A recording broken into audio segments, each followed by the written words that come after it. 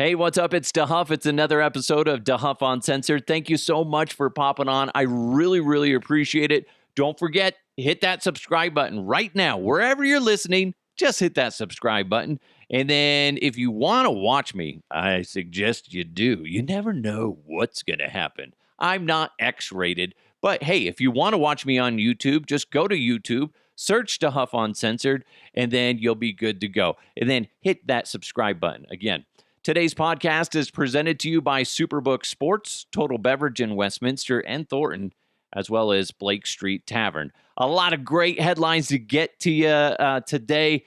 Some that are just, there's a big company doing something, and I'm like, why are you doing this? This is disgusting. But we're going to get into those here in a second. But I really want to share something that happened to me today that I witnessed that I got to be honest.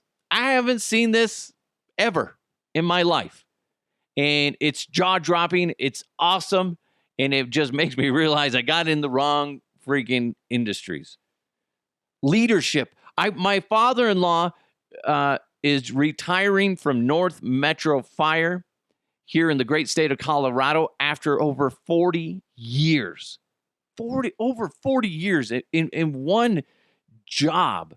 I mean, obviously, he did different things within North Metro Fire, but I mean, the fact that he stayed in that area for that long, and here's the thing.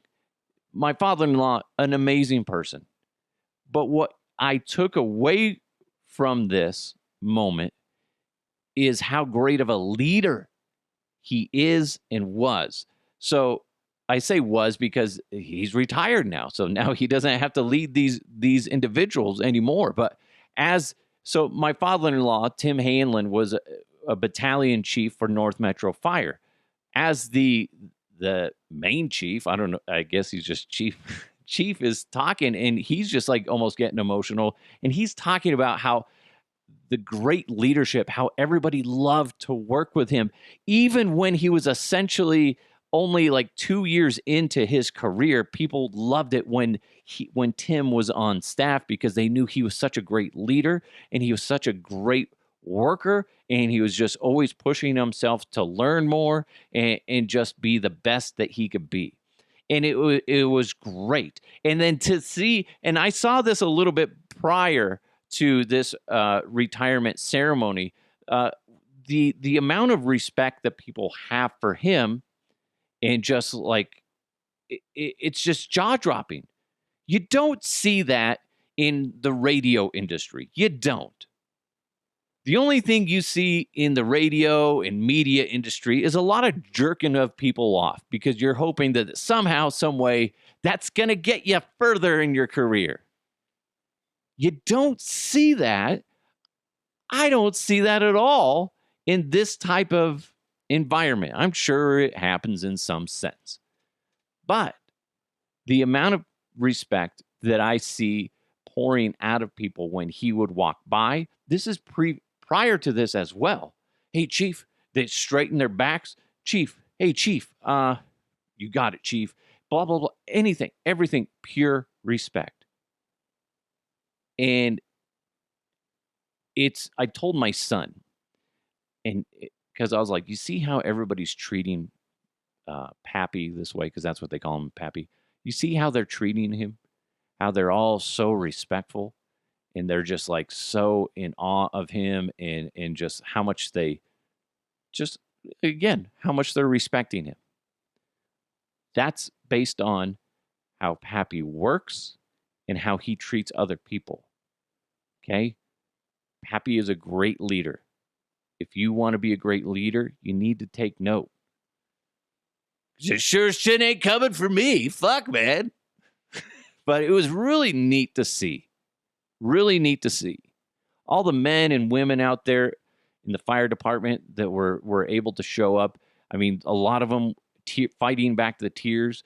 The last time we were at one of the fire stations and we were talking to one of the crew members, the guy was just like, almost crying because my father-in-law was out of the room, and he's just like, it's going to be a really hard day when he's not showing up to work for all that, he does and what a great leader he is. And I'm like, holy crap. I have never worked for somebody that was such a listen, I've worked with a lot of great people, okay? And the thing is just I've never worked with anybody, and part of that is longevity.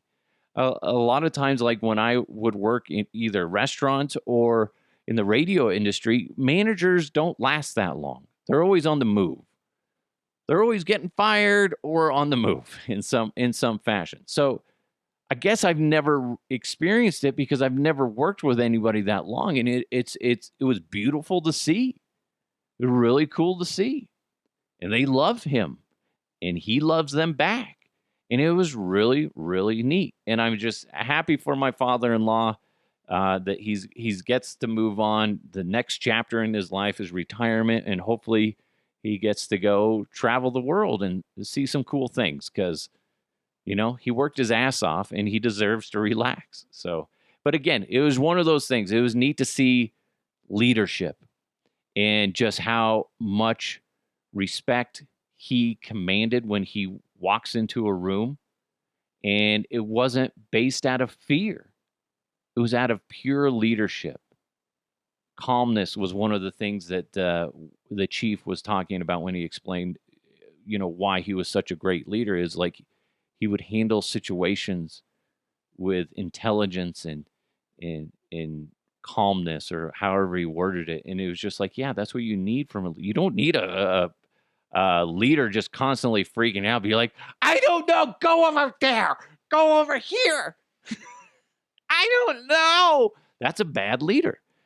So it was one of those things where I think I was lucky enough to see it, and I really hope it sinks into my kids.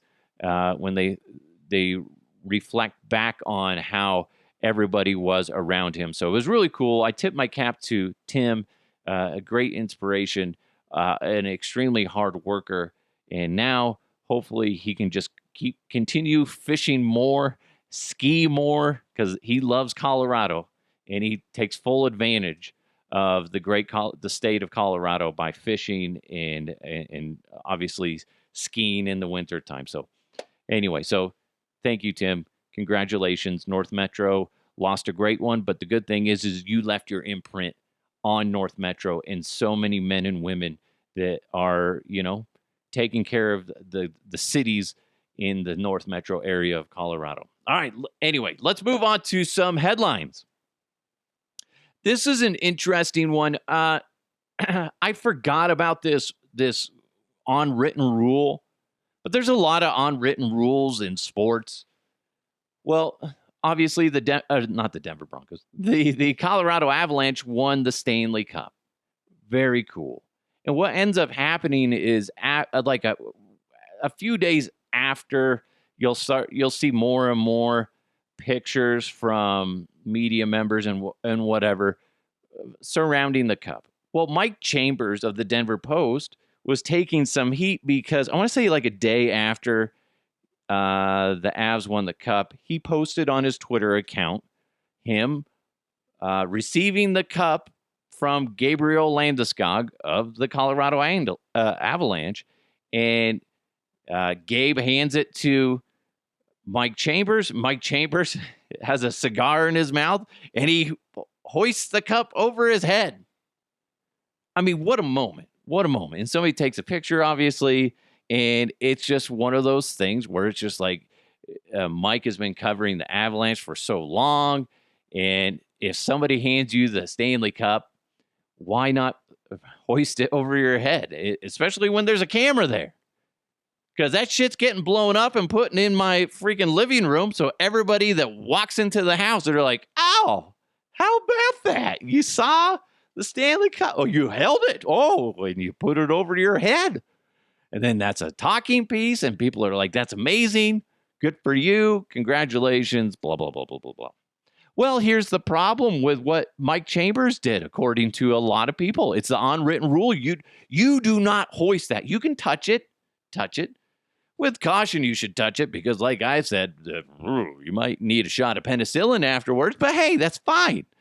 But the unwritten rule is only people that have won the cup, The team members, the coaches are allowed to hoist the cup, not media members, not Joe Schmo. If all of a sudden Gabriel Landeskog comes over and he's like, do you want to hold the cup? I'm like, sure, I'll cradle it like a baby. But if I decide to put it over my head, people are going to fucking freak. The hockey snobs, the hockey purists are the ones that are going to freak out, including, so the reason it's funny because I saw the picture. I don't know all the unwritten rules of hockey. Okay. I'll admit that. I didn't know this was a thing. It makes sense. I get it because I think it's fine if you hold it. I do kind of somewhat frown upon the idea of hoisting it over your head.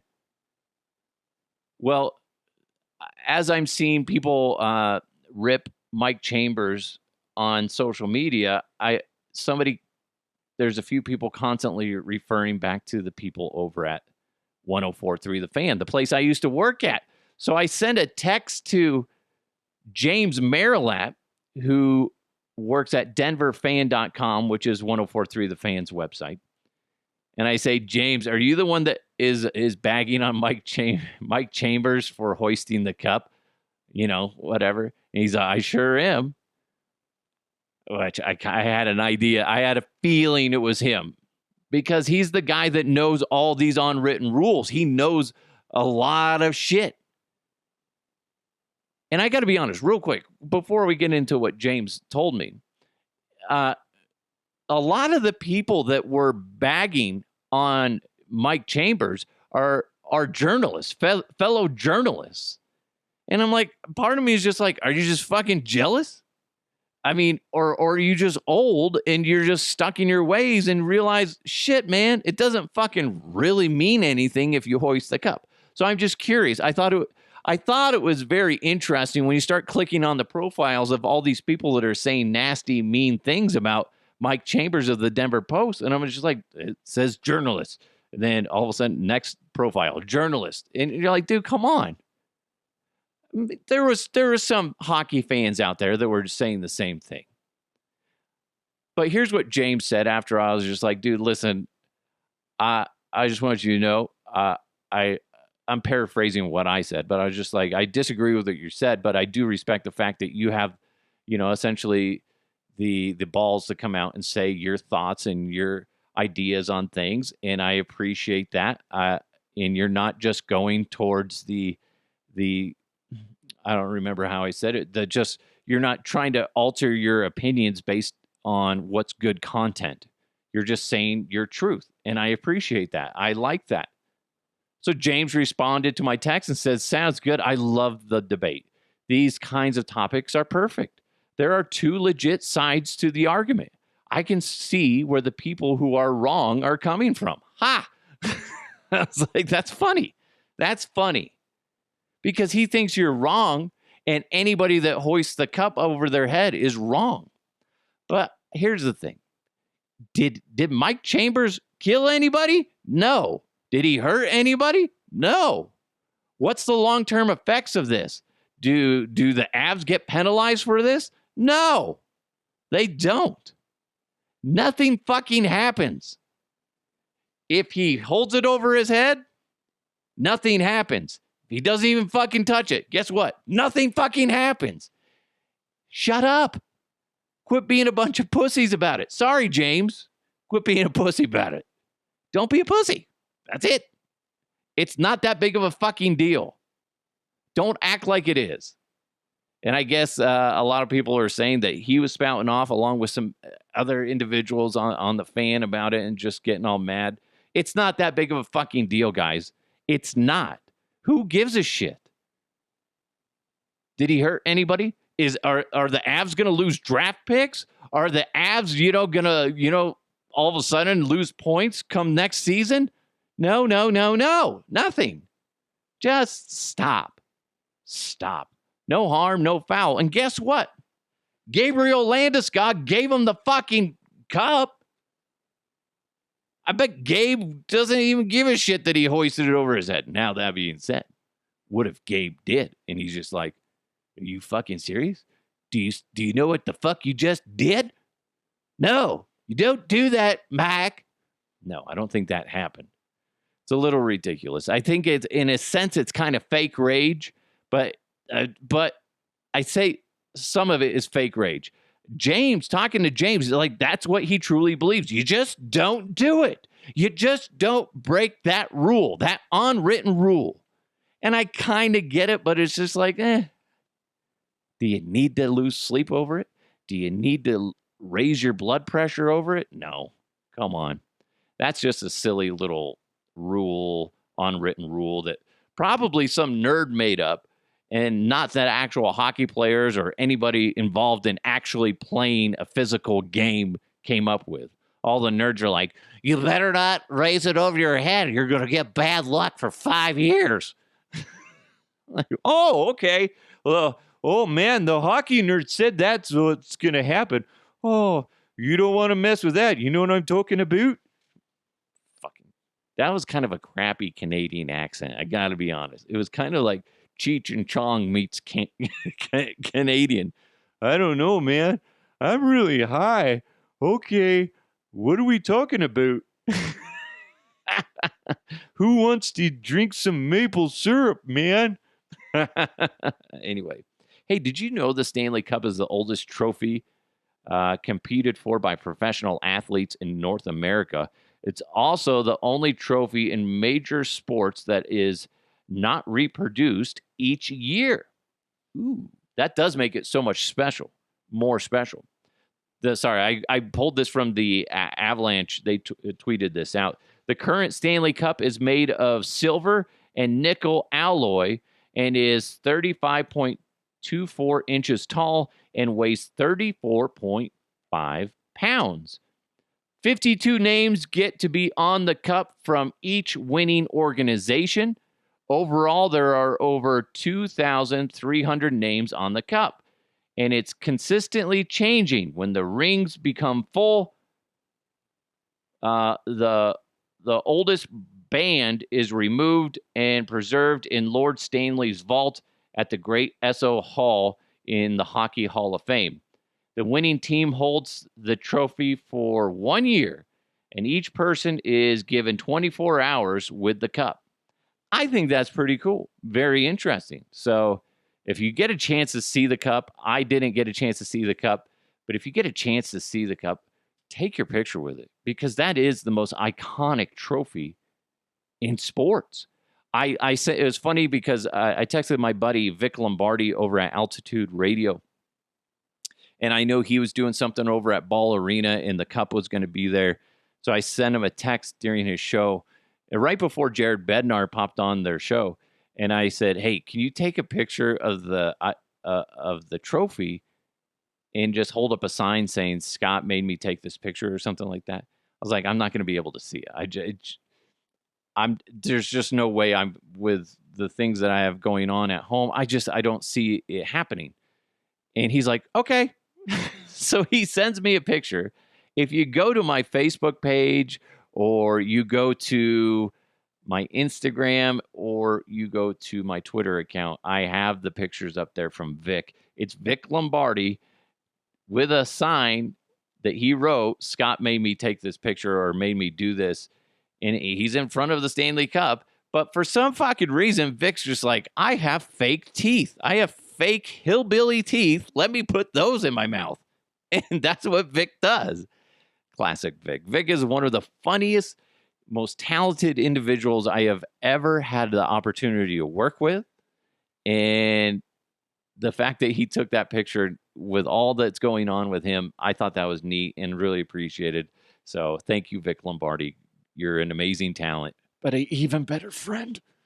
Anyway, so thank you, Vic. So go check that out. A man in Chile was accidentally paid 286 times his salary back in May. The man received right around, when you convert it to right around $179,000. So he was supposed to be paid right around $500. That's a big fucking mistake. So eventually the incident came to light in accounting. The man acknowledged the fault on the part of his organization and agreed to return the amount that he was paid to him in excess. However, he resigned and took off with the money, and now there's a manhunt looking for the guy. I don't know how much of a manhunt, there. I don't know. Here's the thing: $179,000. While that would be nice to all of a sudden get that kind of money, it's not going to get you too far. But there's another thing going on in this story: is how the fuck do you make that mistake in accounting? My God. What kind of software are you using that doesn't pop up a red flag? I don't understand that. I used to get irritated at the radio stations when they would neglect to pay a talent. This happened a lot because the talent didn't turn in the sheet to get paid. So the company essentially just pockets the over. So they know that they're over because they have it technically budgeted and documented that so-and-so did a job and they're supposed to be putting in a sheet, and so we can turn and pay them, let's say $5,000. Well, talent A forgets to turn it in.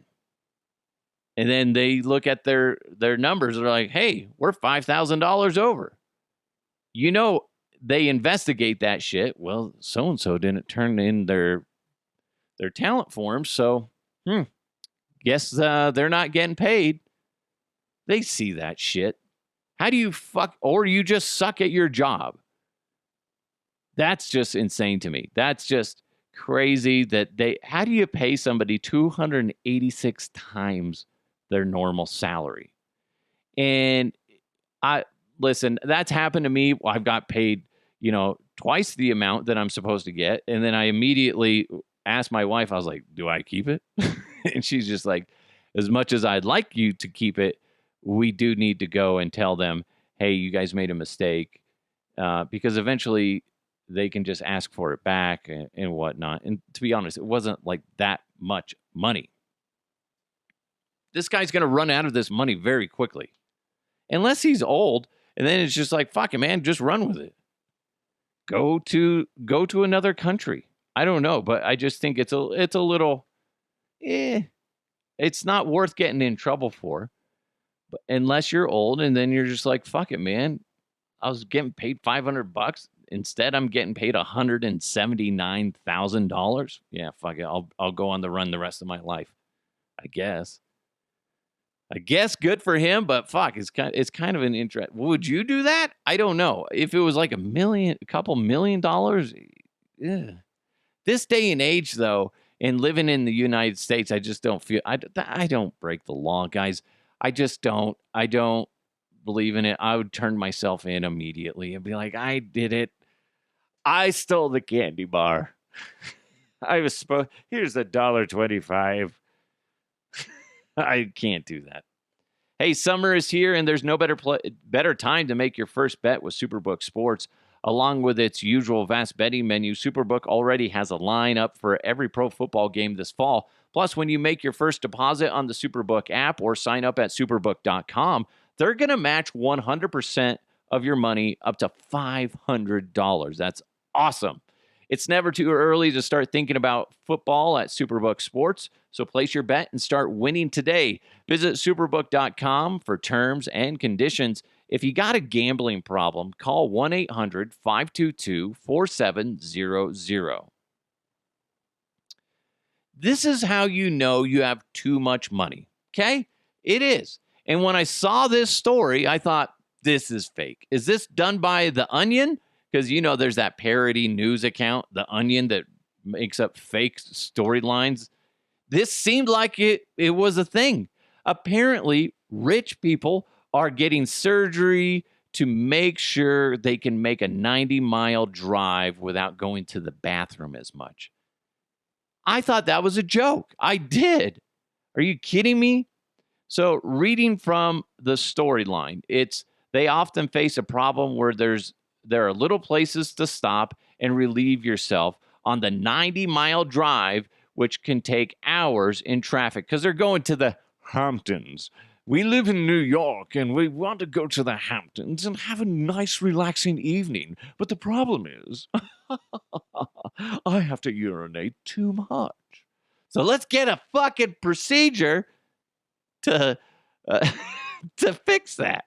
According to the urologist David Schusterman, men are going under the knife to reduce their prostates, and women are getting Botox on their bladders. According to the doctor, patients complain about having to pee every hour during the drive to the Hamptons and feel embarrassed when the others can hold it. The men's procedure, which, by the way, is a quick and relatively painless procedure, can cost up to $20,000 if you don't have insurance, while the Botox is a few $1,000s. Is that worth it to you? Really? Every hour? I'm sorry. Get a fucking Gatorade bottle and piss in the fucking bottle. And don't tell me, I'm a woman, I can't do it. I've seen it done. Nah, I haven't actually seen it done. I've heard stories, though. I have heard stories. I've never seen it. Again, that's probably a myth, but hey, if you've ever peed in a bottle or seen a woman pee in a bottle, let me know to huffuncensored@gmail.com. Is it true? Would it be that hard? Is it that embarrassing? I guess if you're a rich snob, you don't want to pull over to the side of the road, pop a squat, then hop back in the car. I just don't see what the big deal is. But that being said, I can hold it. If it was a 7-hour drive, I could hold it the whole time. But as soon as I get within like 2 minutes from wherever we're going to park to go to the bathroom, I'm going to have to go. My body knows. I think that's just a little ridiculous. But if you got the money, I guess do it. But Jesus, this is kind of, I don't get it. I was a big fan of the Loco Taco or whatever, or the Doritos taco over at Taco Bell. Well, now they're in Southern California. They're doing a test run of the Big Cheez-It Tostada or Big Cheez-It Crunch Wrap Supreme. They're doing like a 2-week run or while supplies last at the restaurant. And basically, the Big Cheez-It Tostada is right around $2.49. It takes an oversized Cheez-It and tops it with seasoned beef, sour cream, diced tomatoes, lettuce, and shredded cheddar cheese. Okay. And then the Big Cheez-It Crunch Wrap is $4.29, and it's the tostada, but wrapped in a giant tortilla, then grilled. It's a great partnership for Taco Bell and Cheez-Its. And I guess it's fine, but it's just, you're priding yourselves on having these new ingredients, Taco Bell, about having fresh, you're making a change for, having more healthier ingredients and whatever. And then now you're adding Cheez-Its to it. It just kind of makes you take a few steps back. So I feel like it might taste good. It might. If somebody offered me one, I'd eat it. I feel like that's something you have to eat fairly quickly after you buy it, because otherwise it's just going to be mush. So I don't see the big to do about it. I wouldn't go out of my way to try it. It's still funny that the Mexican pizza was so popular. It is so popular because they're still trying to deal with that and try to replenish their supply of ingredients on that, because so many people freaked out and they're like, I like my Mexican pizza. It's delicious. I was reading in some article where there was at least one store that sold over 1,000 in one day of the Mexican pizzas. And then there was one customer that ordered like 189 Mexican pizzas. That's the rudest fucking thing you can do to a restaurant. You don't fucking do that. And if you're the restaurant, just say no. Sorry, we're putting a cap on it. Sorry, you can only order, say, 10 at a time. 189, that had to have been ordered by an asshole. Because guess what? You are an asshole for doing that. You don't do that to a restaurant. That's fucked up. But also, on the other hand, it's just like, restaurant, stand your ground. Don't let them get away with it. if you say, okay, fine, we'll do it, I mean, that's on you a little bit for that. But yeah, I don't know if I'm not in a rush to go get the Cheez-It Tostada or Crunchwrap Supreme from Taco Bell. As like I said, it's all right now. They're just testing it out in Southern California, but I don't know. It's not that appealing to me. Hey, thank you guys so much for listening. Make sure you subscribe to the podcast. And kind of going back to the first story, talking about my father-in-law, Tim, who retired after 40 years. Try to be a great leader today. If you have a great leader in your life, take a moment and just absorb what makes them a great leader and see if you can implement that into your life. Can you take what they do and go, yeah, I that makes sense. I need to be more like that. Maybe they are a shitty leader. And then maybe you can try to help them be a better leader. Maybe it will help you be a better leader. I don't know. But the thing is it's really neat to see a great leader and see what the effects are of it. So it's really cool, really cool. I was very honored to be at that moment where they shook his hand and gave thanks to him for what he did, and seeing the emotions from so many people, from people that you don't expect to see emotions from. Guys, we're not emotional people as far as, being tears of happiness and all that stuff. So it was really neat to see. Anyway, thank you guys so much for listening. Again, make sure you subscribe, share it with your friends, give it a nice rating if you're able. Thanks so much to Superbook Sports, Blake Street Tavern, as well as Total Beverage. It's the Huff Uncensored. Let's keep moving forward. I'll talk to you next time.